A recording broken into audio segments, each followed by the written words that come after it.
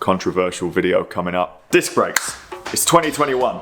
Disc brakes have been on road bikes for a few years now. Why is it still such a polarizing topic? Should you be buying a bike with disc brakes on or avoiding it? The information can be a little bit confusing if you've just come into cycling. In today's video I want to explain the shift to disc brakes and my experience with them a little bit later on. But how do you tackle this mess of a topic? Let's break it down.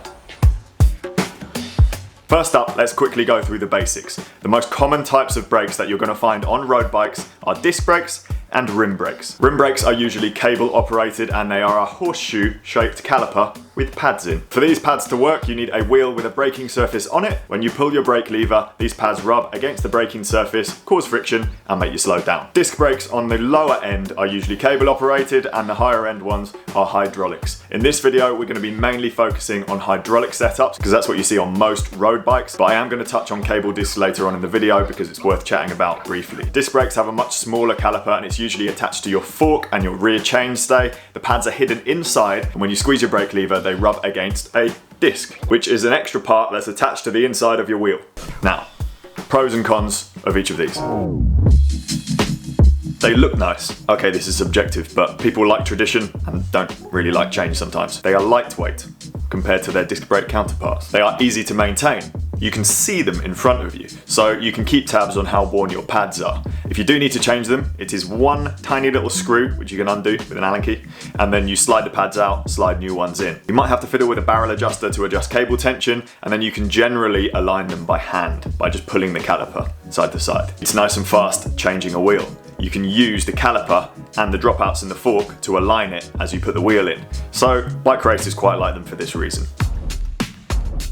If you've got carbon wheels and a carbon braking surface, the braking power leaves a lot to be desired, especially if it's wet or you're a heavier rider or you're carrying loads of bike packing luggage. When you brake, you heat up your wheels, therefore your tyre, therefore the inner tube inside, and inner tubes have been known to explode in extreme circumstances. There are some light inner tube manufacturers that advise against using them in rim brake bikes too. And the last one, which is the biggest con in my opinion, your braking surface is your wheel. So every time you're braking, you're wearing out your wheel set. Superior braking performance. This is the main pro for disc brakes. This is why mountain bikers and off-road cyclists use them. They stop well good. They're also less affected by wet conditions. They're less affected by overheating problems. They can get very hot, but you don't have the same issues of exploding stuff. There's less recurring maintenance generally. If you look after your bike and get it serviced regularly, then it's generally a fit and forget situation. With hydraulics at least, you end up having to bleed brakes a lot less often than you would have to change a cable if you had a rim brake system. Less force is required at the lever end to squeeze and get the braking power that you need. So on long steep descents, your hands fatigue less. You have that whole one finger braking thing in mountain biking, so they're very, very strong. Getting a wheel on and off can be fiddly. They're more expensive than their rim brake counterparts. They're harder to fix if they do go wrong. If you have a problem with them and you need to re-bleed them, you need a bleed kit, probably more tools than the average person has in their home tool kit. Truing a disc rotor can also be quite tricky. But if you had the choice between two similar bikes, one with disc and one with rim, then which one should you go for? Here's my take on it. For regular bike riders who buy their own stuff, I think discs make more sense. Instead of wearing out your wheels, you're wearing out a disc rotor, which is like 30 quid instead of 300 pounds to rebuild a wheel or even 500 pounds to replace a whole wheel. Some of the main arguments I've seen against disc brakes have been quite racing oriented. Some pro cyclists really like rim brakes still, and they're still winning races on them. But you are not a pro cyclist, probably. You don't get new wheels whenever you need them, you don't get new pads before every race, you don't get a fully serviced and checked over bike before every race, and exclusively ride top-end equipment. Of course, the performance of the rim brakes in the pro peloton is going to be good. Admittedly though, you need to assess the kind of riding that you're doing. If you live in the Netherlands and don't have any hills, the choice isn't as important. But if you live in the Lake District and you're constantly riding down 20% gradients for a long time, on the brakes because you have to be, and it rains all the time because we're in the UK, you definitely will be at a disadvantage on rim brakes. I've seen it firsthand. We went to the Lake District as a group together last year and the guys on rim brakes really struggled, even though they're competent first cat elite bike riders. It makes a huge difference if you're on steep stuff, you're bike packing, you're a heavier rider, it's raining a lot. Think about what kind of riding you're going to be doing. Now I might as well put as much information as possible in this video on the topic of disc brakes, so here is some points that I didn't cover before. 1.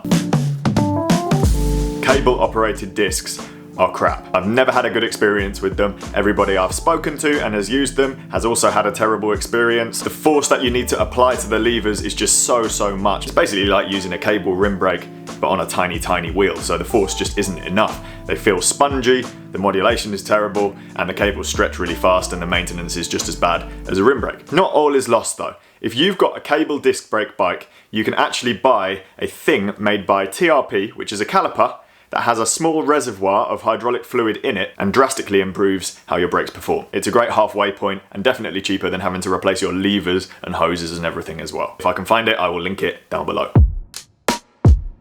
When choosing brake pads for your disc brakes, there are two main options: resin and metallic or sintered. Generally, the resin ones stop you better. It's a softer compound, but it does wear out really quickly. So if you live in a place like the UK where it rains loads and the roads are dirty, or if you're mountain biking and doing cross country where the rides are long, you're gonna burn through brake pads really quickly if you're using the resin ones. I would suggest, having used them both, metallic seems to be a more sensible option. They don't perform quite as well as resin, but they definitely outperform rim brakes by a long way.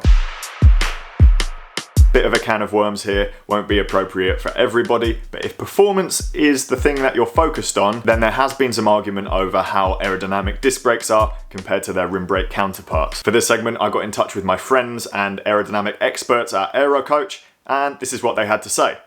You're comparing apples and oranges. You can't directly compare a rim brake bike to a disc brake bike because the shape of them is different. Companies are now so focused on their disc brake models that new bikes are just faster anyway, so you can't really compare them directly to old rim brake models. Apparently there are benefits when designing a bike to be as aero as possible with a disc brake system because of the way the hoses are routed, so that might explain why bikes are getting quicker and quicker. Just to see, they actually tested two of the same model bikes, one with rim brakes and one with disc brakes. They were both Cervelo P5s in the same size and they found negligible difference, but the disc brake one was faster with the bottle attachment on it. Their suggestion was to go with the one with discs anyway because the difference was negligible and you'd have the added confidence of being able to use disc brakes on a type of bike that doesn't generally handle that nicely anyway, so having good working brakes makes a difference in a race. To conclude this video, the bike industry does some weird stuff. Usually it's pushing bikes that are way too race oriented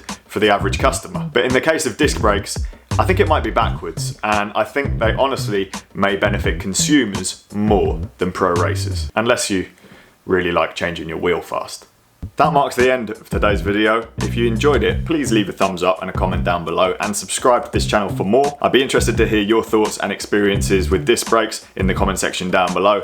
Let me know what you think. While I personally think discs are better for consumers, I do think both systems have their merits. Thank you again for watching. Stay tuned for the next one.